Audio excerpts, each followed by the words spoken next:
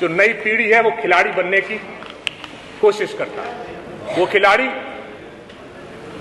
रुक जाइए, वो खिलाड़ी बचपन से ही अपने अपने स्पोर्ट्स में मेहनत करते हैं, गांव की जमीनों से, ऊसर जमीनों से निकल के आते हैं।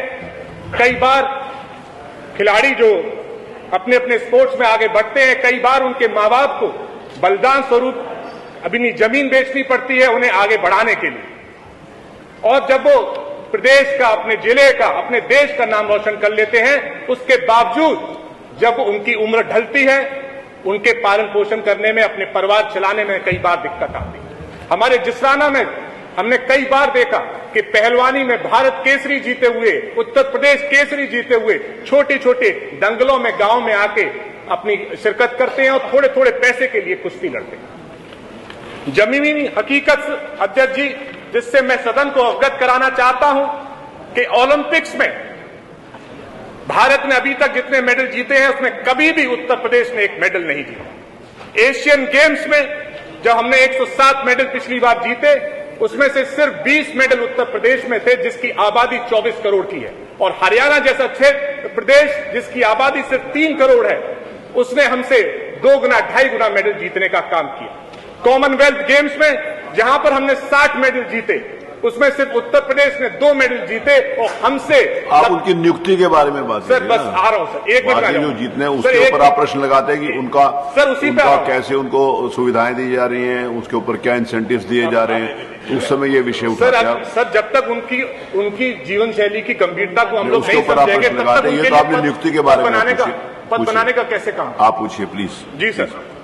तो सर, मणिपुर ने हमसे ज्यादा, जिसकी आबादी लखनऊ की जितनी है, उसने हमसे ज्यादा मेडल जीतने का काम किया। वो सिर्फ इस वजह से हो रहा है कि जो खिलाड़ी बनना चाहते हैं उनके मन में डर होता है, उनके परिवार के मन में डर होता है कि अगर ये खिलाड़ी बनने से कहीं रह गए, कहीं फेल हो गए, तो आगे चल के कोई सेफ्टी नेट नहीं है। ये अपने माँ बाप का ख्याल नहीं रख पाएंगे, अपने भाई बहन का ख्याल नहीं रख पाएंगे और अपने बच्चों का भी ख्याल नहीं रख पाएंगे।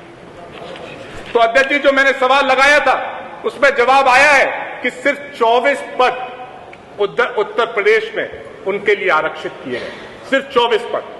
और कार्मिक विभाग में 217 पद पे विज्ञप्ति निकली है पिछले 5 से 7 साल में। यूपी पुलिस में सिर्फ 500, 24 करोड़ की जनता और 24 पद आरक्षित। 200 पद की विज्ञप्ति निकली है और 500 की अभी यूपी पुलिस में निकली है। ऐसी स्थिति में कैसे उत्तर प्रदेश अपने खिलाड़ियों को आगे बढ़ा पाए? कैसे हम आगे चल के अपने जिले का, प्रदेश का, देश का नाम पूरे विश्व में रोशन करेंगे? तो मेरा सर,